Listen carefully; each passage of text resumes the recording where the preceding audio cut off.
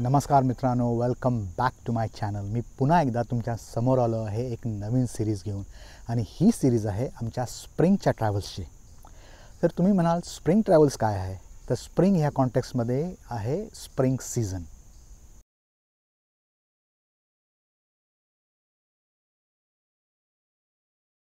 तर मित्रांनो, मी born and raised in Mumbai. मला फक्त 3च सीझन्स माहिती आहेत. पहिला म्हणजे उन्हाळा, जो पूर्ण वर्षभर चालतो. दुसरा म्हणजे पावसाळा, जो 2-3 महिने असतो पण थैमान घालतो. आणि तिसरा म्हणजे हिवाळा, जो कधी येतो आणि जातो हे कळतसुद्धा नाही.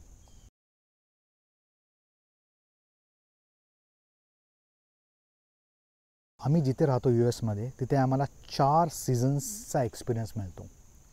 तो आहे समर, फॉल, विंटर आणि स्प्रिंग. आता सध्या समर चालू आहे, तर मागे तुम्हाला पूर्ण लश ग्रीनरी दिसत असेल. सगळी ग्रीन कलरची पानं आली आहेत झाडाला. त्यानंतर फॉलमध्ये काय होतं की ही जी झाडांची पानं आहेत ती एज होतात आणि they turn into a beautiful shades of red, orange and yellow. आणि सगळीकडे असं सुंदर कलरफुल झाडं दिसतात आपल्याला त्या फॉल सीझनमध्ये. शक्यतो ऑक्टोबरमध्ये तो असं दिसतं. आणि त्यानंतर विंटरमध्ये काय होतं की ही सगळी जी झाडं जी आता पानं जी कलरफुल झाली आहेत ती सगळी गळून पडतात आणि मग नुसतेच त्याच्या ब्रांचेस राहतात. And it gives like a brownish tint, म्हणजे एकदम असं ग्रे कास्ट वाटतं सगळं. आणि पण if there is a snowfall, त्यावेळी एकदम सुंदर दिसतं. म्हणजे then it turns into a winter wonderland. तुम्हाला जर बघायचं असेल की हा आमचा एरिया स्नोमध्ये कसा दिसतो, तर त्यासाठी मी एक छोटा व्हिडिओ बनवला आहे. त्याची लिंक मी ते कॉर्नरला देईल आणि खाली डिस्क्रिप्शनमध्ये पण टाकेल. तो व्हिडिओ तुम्ही नक्की बघा. 2-3 मिनटाचाच व्हिडिओ आहे. तर पुन्हा येऊया परत ह्या टॉपिकवर की आफ्टर विंटर स्प्रिंग सीझन चालू होतो साधारण मार्च टू जून. आणि ह्या स्प्रिंग सीझनमध्ये झाडांची पानं यायच्या आधी झाडांना फुलं येतात. तर आम्ही हीच फुलं बघायला ह्या ट्रिप्स करत आहोत. 3 किंवा 4 ट्रिप्स करणार आहोत आम्ही. आणि कुठल्या आहेत त्या मी हळूहळू या सिरीजमध्ये तुम्हाला सांगत जाईल. तर आणि खास गोष्ट म्हणजे ह्यावेळी आमच्याबरोबर आले आहेत स्पेशल गेस्ट. खास कोल्हापूरहून आम्हाला भेटायला आले आहेत विनयाचे मम्मी डॅडी प्रोफेसर वसंत आणि लता सोनकरंबळे. आणि त्यांना आम्ही सर आणि मॅडम म्हणून हाक मारतो. तर चला मग, without further ado, let me take you to the first stop of this trip. Let's गो.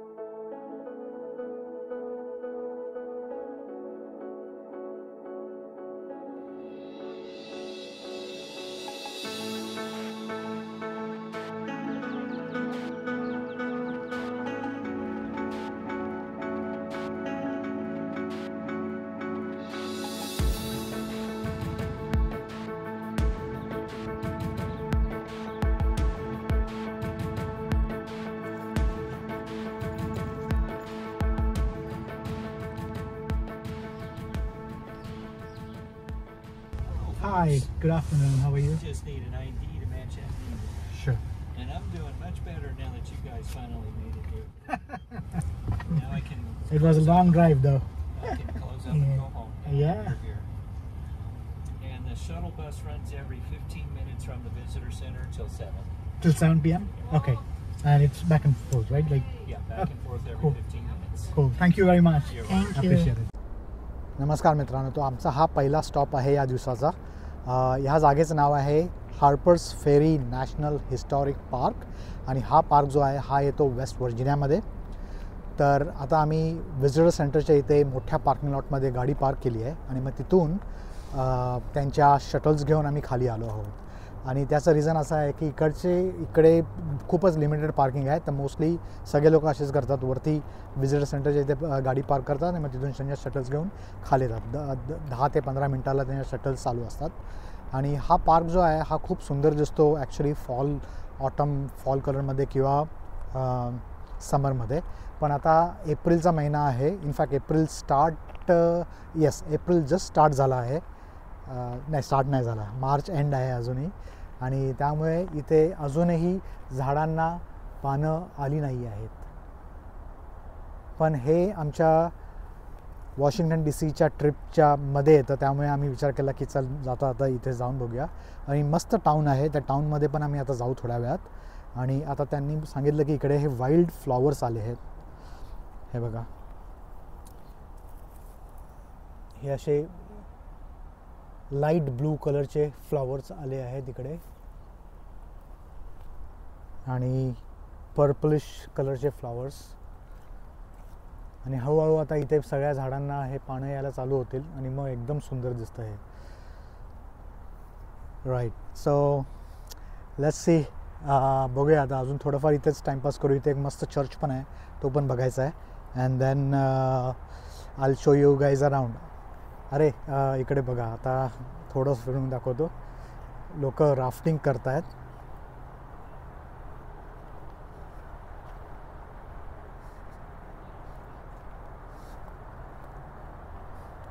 ह्या नदीचं नाव आहे Potomac river. So it's either Potomac और शेनंडोआ. मी बघून चेक करून सांगेन तुम्हाला. ओके, सो आता आम्ही मग ते रिव्हर साईड फ्रंटमधून थोडं टाऊनच्या साईडला आलो आहे. आणि टाऊनमध्ये मस्त स्ट्रीट आहे ही.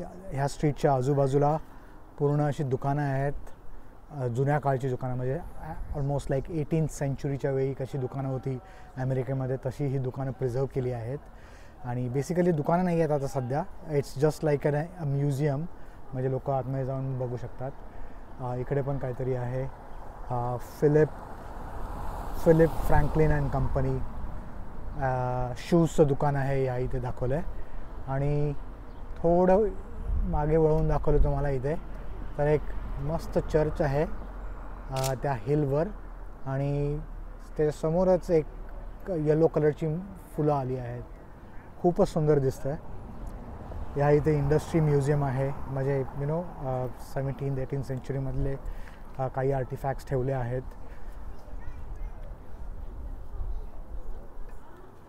छोटीशी स्ट्रीट आहे, पण एकदम असं क्वांट फिलिंग येते, मस्त वाईब येते. विनय आणि मॅडम बसल्यात तिथे रस्त्याच्या त्या साईडला जाऊन पण दाखवतो. आता हे वरती ग्रोसरी स्टोअर आहे, शू मेकर, म्हणजे जुन्या अमेरिकेमध्ये कसं होतं तसं आहे सगळं. Fancy goods, stone breakers bakery. Actually ते स्टोन ब्रेकर्स बेकरी नाव दिलं आहे, पण तिथे आहेत रेस्टरूम्स. आणि इथे पार्कचे इन्फॉर्मेशन सेंटर आहे.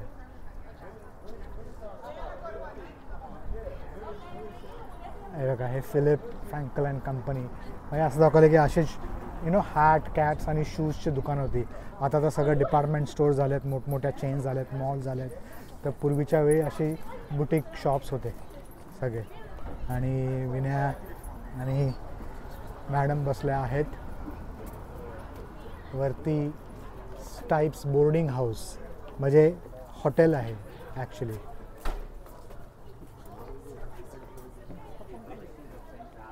आतमध्ये जाऊन पण बघूया.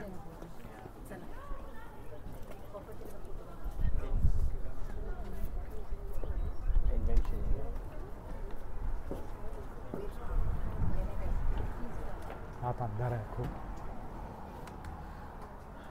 हा,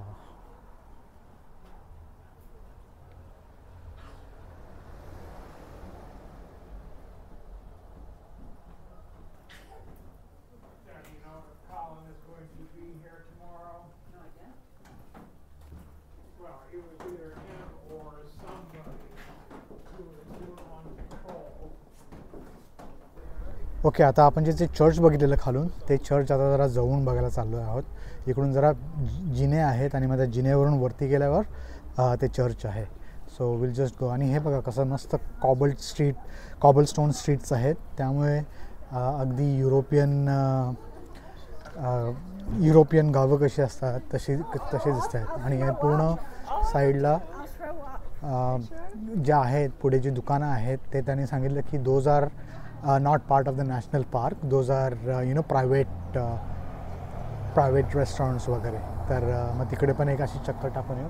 पण सध्या आता आम्ही चाललो आहोत, हे जे स्टेप्स आहेत या स्टेप्सवरून to all the way to that church. Okay. खूपच सुंदर दिसतं आहे. म्हणजे पूर्ण दगडी काम आहे ना, त्यावेळी पूर्ण दगडी काम असायचं. तर हे सगळे असे दगडाचे केलेत. पायऱ्या पण सगळ्या दगडाच्याच आहेत. मस्त दिसतं.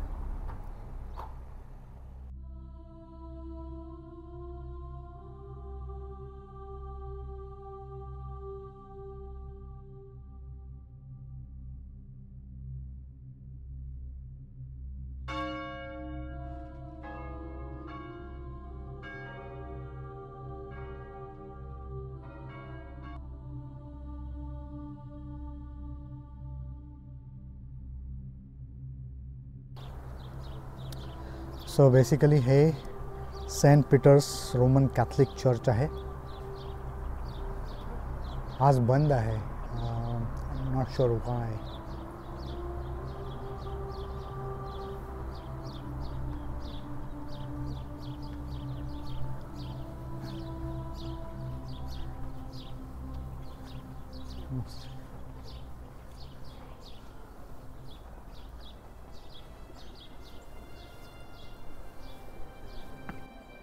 ऑलराईट. तर आता त्या चर्चवरून आम्ही आता खाली आलो आहे आणि एक इथे लेफ्ट घेतला आहे. एक छोटासा रस्ता आहे आणि मस्त अशी दगडाची इमारती आहेत आणि इथे बरेचसे फोटो काढले आम्ही थोडे पोर्ट्रेट मोडमध्ये. मॅडम आणि सर पुढे गेले आहेत. प्रायव्हेट रेसिडेन्सीज आहेत वाटतं या. आता इथून पुढे आय थिंक नॅशनल पार्क संपतो आणि जे इथून पुढचं आहे ते सगळं प्रायव्हेट शॉप्स आणि रेस्टॉरंट्स आहेत. मस्त वाटतं चालायला. आणि आज आय डोंट नो, म्हणजे लॉंग विकेंड असला आहे तरी गर्दी खूपच कमी आहे. हो, इथे मस्त आहे. मॅकपाय पॉटरी म्हणून आहे. Souvenir mugs and ornaments. आतमध्ये जाऊन पण बघूया कसं आहे. जाऊ, तुम्हाला आतमध्ये जायचं ना? जाऊन या ना. जाऊन या, घेऊन या काहीतरी.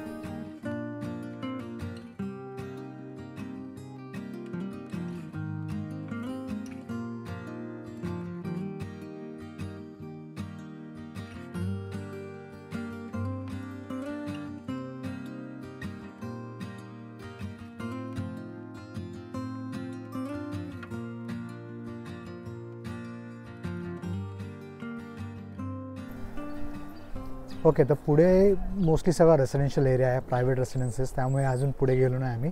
आता असा परत मागे चाललो आहोत. आणि अजून एक गोष्ट या एरियाची सिग्निफिकन्स असा आहे की इथे 2 नद्यांचं कॉन्फ्लुएन्स आहे.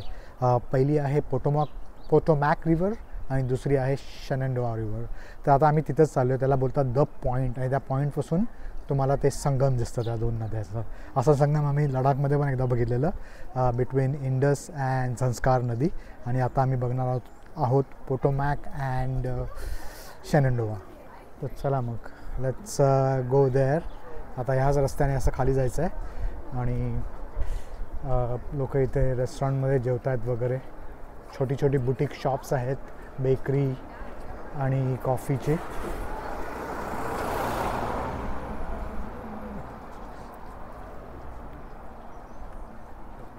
हे ॲक्च्युली हे हॉटेल्स आहेत, एअरबीएनबीज आहेत.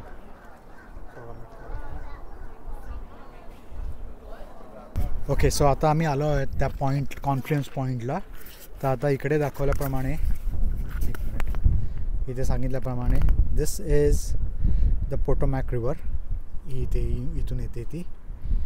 आणि ही आहे शेनंडोआ रिव्हर. आणि मग या दोघांचं इथे संगम होऊन होते Potomac river. So let's see in person. So Shenandoah नदी, पोटोमॅक, आणि मी अशी सरळ जाऊन ती पुन्हा पोटोमॅक म्हणून पुढे जाते आणि ती मग वॉशिंग्टन DC इथे जाते. आम्ही तिथे मग जाणार आहोत. आणि इनफॅक्ट आम्ही 2-3 वर्षापूर्वी आलेलो, तेव्हा आकाश पण होता आमच्यासोबत. तेव्हा आम्ही इकडची एक हाईक केलेली. थोडी कठीण हाईक होती ती. एकदम तिथे उंचावर त्या टोकावर आम्ही गेलेलो आणि तिथून एवढा सुंदर व्ह्यू दिसतो ह्या पूर्ण हार्पर्स फेरीच्या टाउनचा. तर त्याचे पण फोटोज जर मला सापडले तर मी ह्या व्हिडिओमध्ये टाकेन.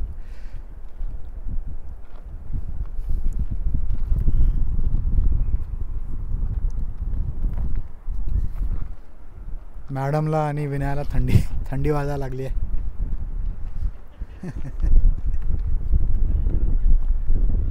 अहो मॅडम, काय थंडी वाजते?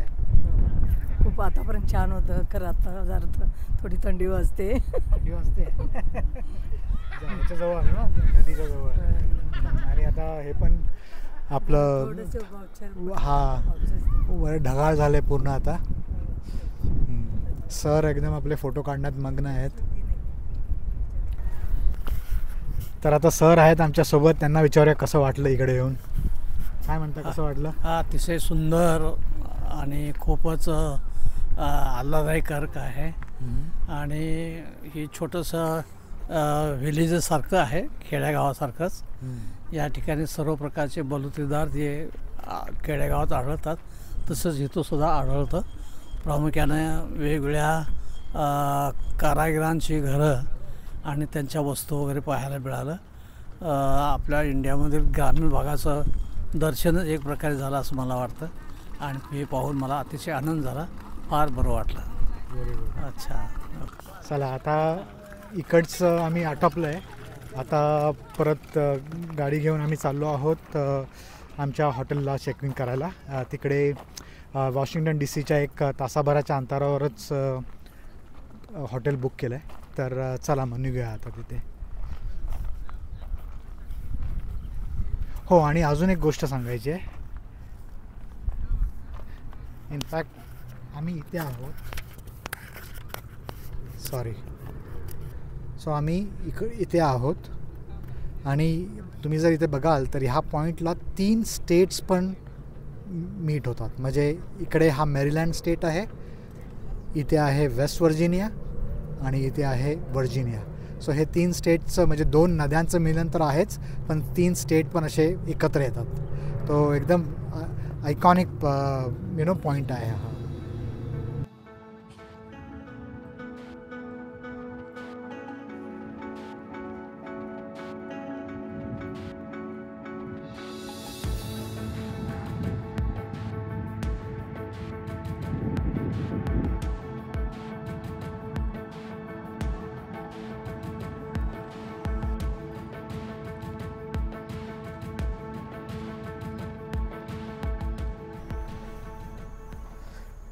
Okay, so we are back at the parking lot. आणि मस्त दिवस गेला, खूपच सुंदर जागा होती.